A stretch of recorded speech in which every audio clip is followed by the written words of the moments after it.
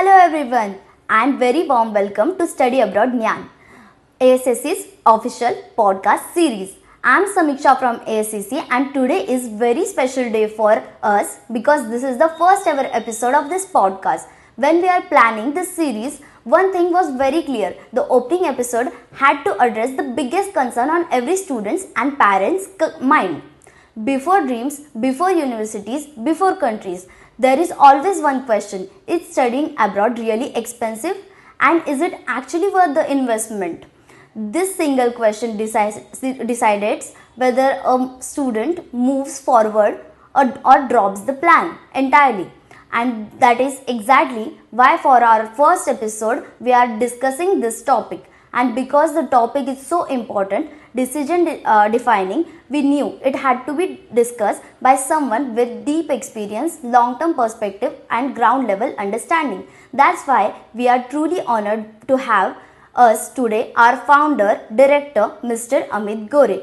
With 24 years of experience in study abroad consulting and over 1,000 seminar discussion, Amit sir has seen changing policies, changing economics and changes students' aspiration and has guided thousands of families throughout the exact decision. Welcome sir. It means a lot to start Study Abroad Gyan with you. Let's begin today our session. Yes, of course.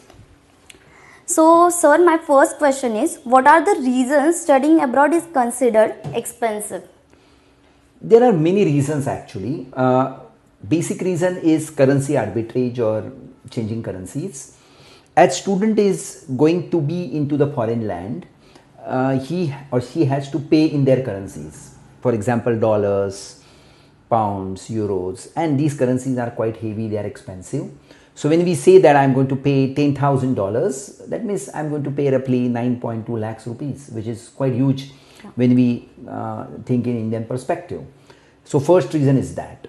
Second reason is lifestyle in these foreign countries is more expensive than what we are used to.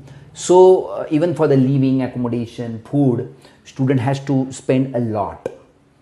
Plus all these universities abroad, they have a lot of facilities and student has to pay for the facilities as well. Yeah. So all these things makes studying abroad quite an expensive affair for students and parents.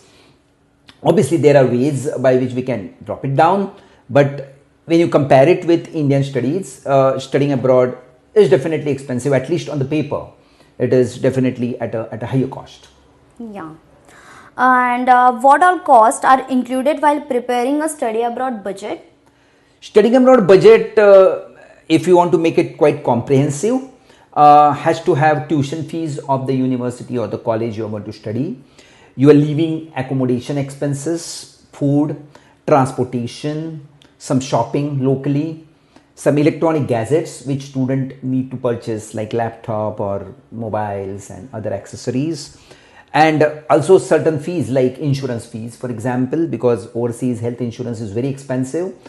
Even student comes to India once or twice during a study period, so even the cost of air ticket and other expenses, they should be added into the total budget. So when a student or a family of a student is making a budget for studying abroad, they should consider all the factors. They should not keep any factor aside so that they will come to the exact budget or exact amount which they should be ready with.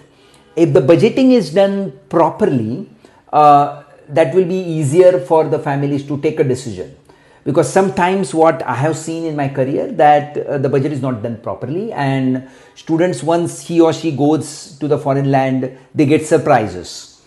Especially when a student is not guided properly by someone or by a counselor, student is not taking into consideration these other cost of education or other cost of living, and they just go there blindly, and after going over there they realize, oh, this is something which is quite more than what I expected, and that is very painful.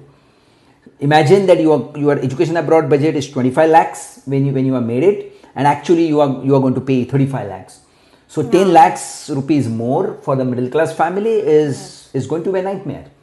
So that's the reason the budget question is very important, and as an institution, as Akshay Study Abroad consultant, we make sure that a family is making a proper budget for the education of their child, so that the entire process, entire journey of education abroad is going to be smooth.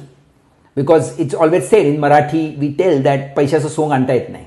Yes. So paisa, money factor, is something which is very, very important, and every family, every student has to pay attention to it before they start the process. And if that is done correctly, I think you have won the race. You have won half or more than half of a race. Your budget is proper. Okay. And so, does the cost of education different from country to country? Yes, cost of education differs country wise. Certain countries like US, Australia, even UK is considered to be more expensive, because obviously the currencies are higher and plus the lifestyle is way higher. Certain countries in Europe are bit economical, because they have a quite less tuition fees, like Germany, for the reason they have got a no tuition fees in for many programs. Italy, for that reasons, like recently today only we got 2 admits for Italy of 2 of our girl students. So where tuitions are quite less, they are less than 10 lakhs rupees for the entire course of 2 years or 18 months. So Italy, Spain, they are very economical countries when it comes to education abroad. Now many students or many parents believe that if you're going to a country which is not very expensive, we are compromising on the quality of education, but it is not like that. I have hundreds of students, those who have gone to a place like Germany, they have studied economically and now they are earning well. Okay, and even I have students on the contrary, they have gone to place like US or UK and spend more than 70-80 lakhs on the education, and now they are struggling in the job market. So it's not that you only go to the expensive country, you should go to the country which will fit in your budget. And importantly, the program, the study course which you are going to do is something is matching with your entire profile from India. Because if you end up doing a program which is way not related with your studies or with your work experience from India, there is no point spending on your studies. And so a student has to choose a country with the economics obviously, and plus the study program. And here ASCC as an organization, we play a very important role. I select countries for my students. I tell them, I sit with their families, my team sits with the family, and we decide the country and a program and a university which is going to be the best fit for a student. As low as a budget of 10 lakhs or as high as a budget of even maybe 90 lakhs or a 1 crore, we have a range of students and we help them in such a way that the budget is not exceeding and they are getting the best quality which is possible for them. Okay, so how can students support the cost of studying abroad? Student has myriad ways to support the education. Scholarships, everyone knows, or everyone asks rather, that what about the scholarships? Yes, there are ample of scholarships which are available. Some universities are quite generous even with the international students as well, and they offer scholarships even up to 50 or more than 50% of the tuition fees. So student with the good academic profile and good work experience, good research from India can definitely earn those scholarships and reduce the cost of education. If a student is not able to get most of the scholarships, then student will work part-time, because every country where students are going abroad from India for studies allows students to work part-time, mostly, all of them. US, you can work only inside the campus, but other countries like Australia, UK, Canada, you can work outside the campus as well.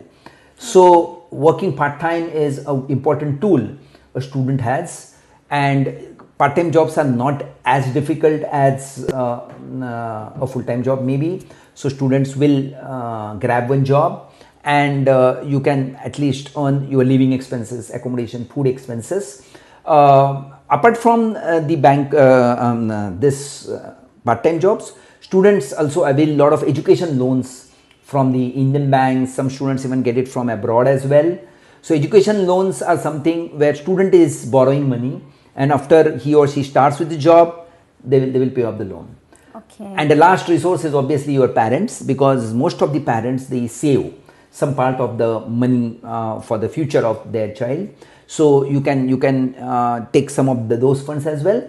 So student has myriad options. They can choose wisely and the entire education within the budget what they are made for it.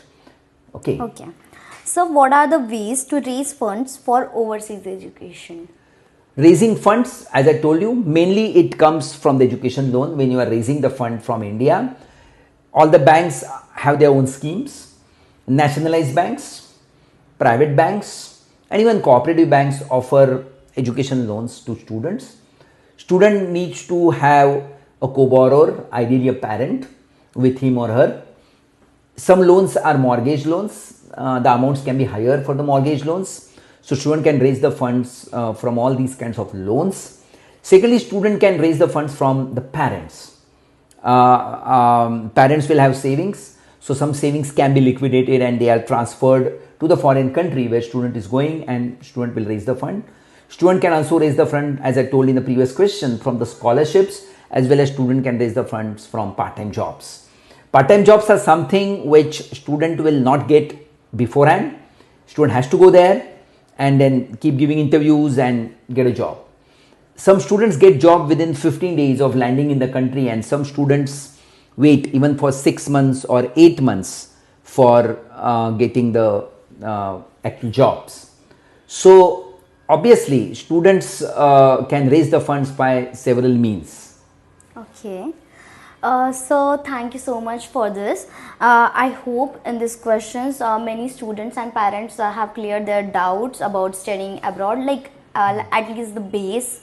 So let's gear up and we will go for our rapid fire round. Rapid fire? Yeah. So I need to answer fast, quickly? Yes. What time I have for this? You have only 2 minutes.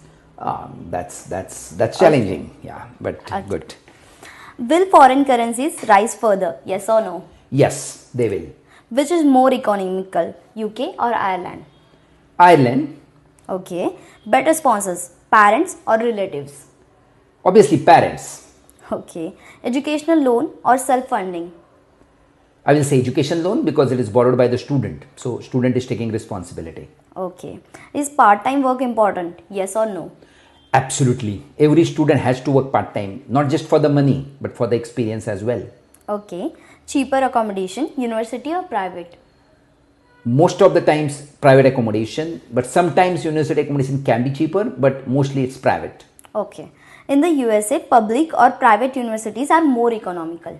Public universities are more economical because they are like having government stake into them, and so the tuitions sometimes or most of the times are quite less. Okay. More important for sponsors, property papers or ITRs? Income tax returns, ITRs are very important. Every country for the visa as well as even for the admissions for certain countries. Property is also required, but it's not that important as income tax returns. Okay. Do banks require a guarantor? Yes or no? No, most of the loans, education loans, they will not require a guarantor. They will require co-borrower. Okay. Can a middle class student study abroad? Yes or no? Yes. If you see history of our institution, 90% of our students comes from the middle class families. So it's way in hand of middle class family. Only thing is budgeting. Budget properly, get proper guidance, you will go abroad. Okay. Thank you so much, sir. This is done. The rapid fire round is done. It's done way before 2 minutes. Wow. I'm happy. Thank you for sharing your time and experience. But before ending our first session, I want to conclude with a question that many parents and students have in their mind. Do you believe the higher investment in studying abroad is worth it? Now this is a very, very important question, I guess, for the broadcast today. Study abroad is an investment, and if you are going to invest money, hard-earned money into the education, they should pay good dividends at the later on. As a study abroad counselor, I will say yes, investing in studying abroad definitely has a better chances of good dividends. But it's not just the investment, it's also a student. He or she is very important. If student is bright, student has the capabilities, student is hardworking, then definitely you can invest money on the education, for an education of a student. But if student is not capable, and parents are just investing money on in the student studies, then there is a risk which is involved. So because if the student is not finding a job later on or any other professional opportunities after the education, then it is going to be waste. Especially if you come from a middle class family, it is obviously going to be waste and it is going to create more liabilities on the family. So I always recommend parents to look at their son or daughter, and if they find there is a spark, yes, this student can definitely do better, then only invest money on them. And most of our students, like I have seen in Maharashtra or maybe in India, students are bright. Most of them, they are bright. Only what they need is they need support, motivation and funding. So if the student is good, above average academics and good in personality, in smartness, then investment is worth. That is what I believe. I have not seen any of my student came down after going abroad for studies, and the investment what parents have made in their studies always paid the rich dividends to them. Some cases might be here and there, but mostly it is students, those who will get the good scope of the invested in it. So every parent should think properly and invest on the education abroad instead of investing more on properties or other bank balances here in India. If you invest in your son's or daughter's future career in abroad, it is going to pay you. Definitely it is going to pay you rich dividends, and more mainly the career of your son or daughter will be the great career abroad. Okay, sir. Thank you so much for this session. Is there is any message you would like to share with our students or parents about studying abroad? I will say, as I'm working in the field from last 25 years and I have guided more than 8,000 students, you can say, out of this 6,500 students actually went abroad. And as I said, 90% above students come from a middle class family. So I will tell parents and students, studying abroad is expensive on paper, but if you properly budget things, you know exactly how you are going to recover or how you are going to raise your funds, then it is going to be a simple process for the students as well as for the families. So just take a stand. Yes, I want to, or my son or daughter will go abroad, and then budget things properly and take guidance. If you take guidance of companies like us, we will give you the entire process as well as the entire budgeting, what is needed for it, and we'll make sure that the process is smooth. So I recommend everyone to think about studying abroad. I will not recommend everyone to go abroad for studies, obviously, but at least give a thought on it. See, I have seen many times we go for the shopping, girls especially, they go for the shopping and they say a beautiful dress in the window shopping. The dress is so beautiful that they believe that this is going to be expensive. And then they don't go inside the shop and ask. And later on they find their friends or somebody who bought that dress and they realize the cost was quite cheaper. So this is what happening in studying abroad, that people don't come to us, or they don't go online, or they don't serve properly, and then they don't get the proper information. Okay, there is regarding cost, they have a lot of misconception in their minds, and hence they don't come to us, or they don't even climb the steps towards the studying abroad, and that's the reason that boy or that girl could not go abroad. So if you keep a dream open and take a good information, today is the era of information. May not be just we as an organization, there are a lot of other organizations, there are a lot of online informations available, there are AI tools from which you can definitely generate information. So I always suggest everyone to get information in this era of information and then make your decision and trust your daughter or a son and invest in them. You will, your family will be somebody who is really a model family, and people from your family will go abroad and they will do great. Thank you so much, Amit sir, for this informative session. And hey guys, if you think this video is informative, stay tuned for many more.